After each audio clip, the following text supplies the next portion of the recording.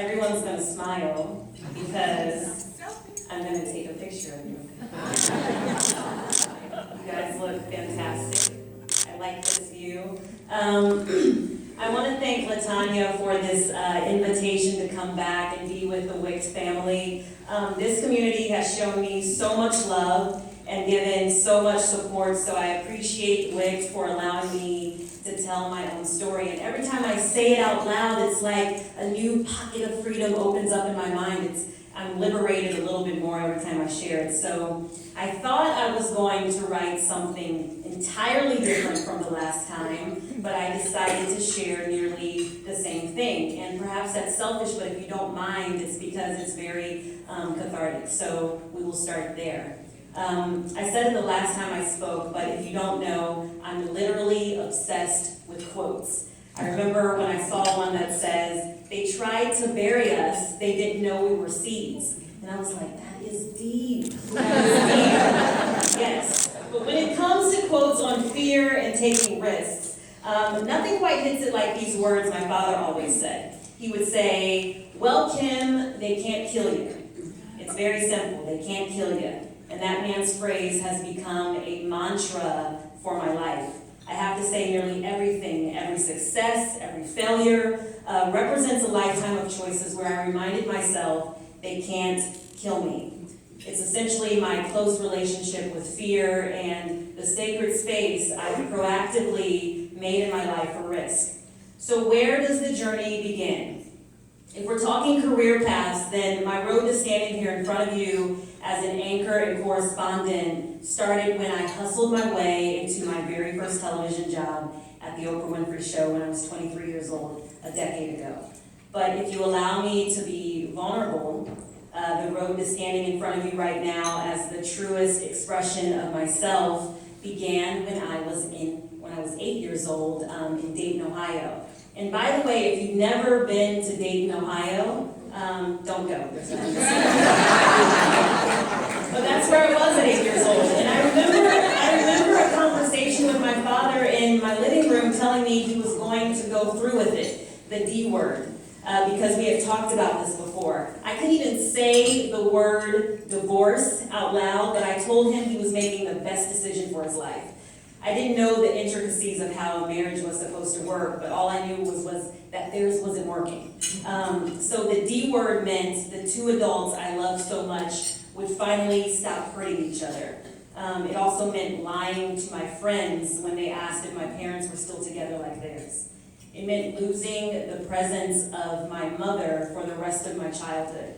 I would not have a beautiful relationship with her again until I was an adult. And it wasn't for lack of love, but because of a bitter, unnecessary custody battle. She fought hard, my father fought hard, and he won.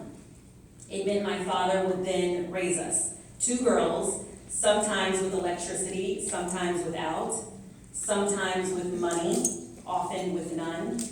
And it's funny because when I think of it now, I don't even remember being sad. Survival in all of its forms doesn't give you time to process sadness. So at age 15, I have this other very vivid memory. It's the same city in a drugstore, and I'm walking in an aisle with my father, and I can see his watery eyes. And he would sit me down, and he tells me we lost our home that day, that we would have to move that day, and that we would live in this hotel indefinitely. So I'm only telling you this because I see how these memories were the moments I first had an internal shift in my psyche as it relates to risk. When you have lost everything your mind at the time is afraid to lose, your family unit, the presence of your mother, your home, your stability, you become fearless. So what did I do? I poured all of my energy into school. I played tuba, I cheered, I ran track, I was in choir, speech contest, student representative, class president, valedictorian, this complete overachiever. And it's in part because I was smart and ambitious, and my dad encouraged it. But also, I understand now that perfectionism is sometimes a mask for pain and depression.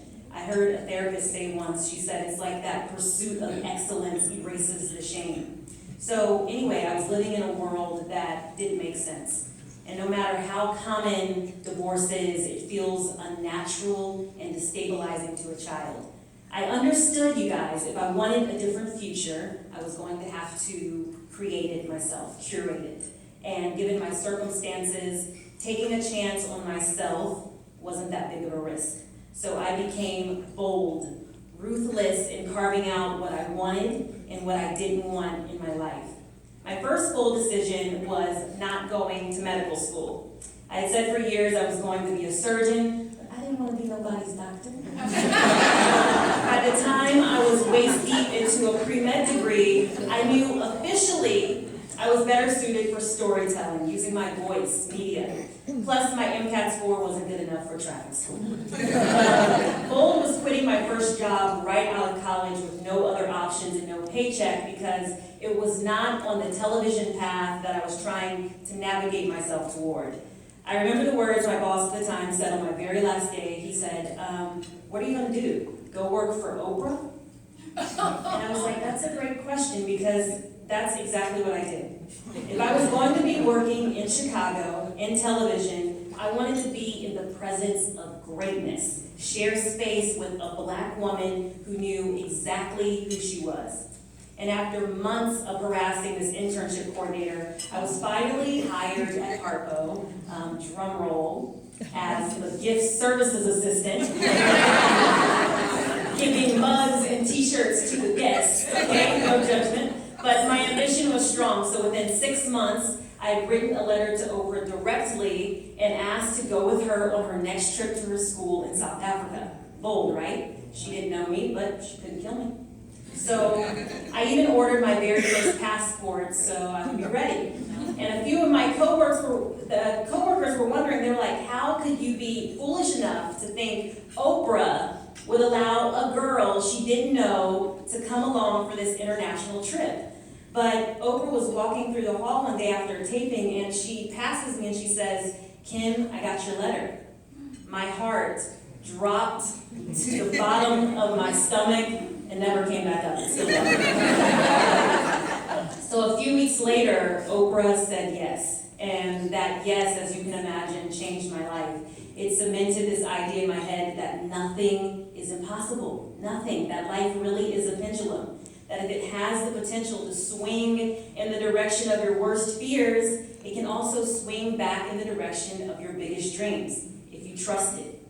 And then 10 years later, in what can only be described as a full circle moment, I would connect with her again to make a personal documentary with her about the journey and the girls at the school. As LaTanya mentioned, it's called Oh Girls.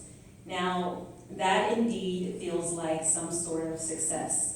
But these days, through a series of highs and a series of lows, my definition has significantly changed.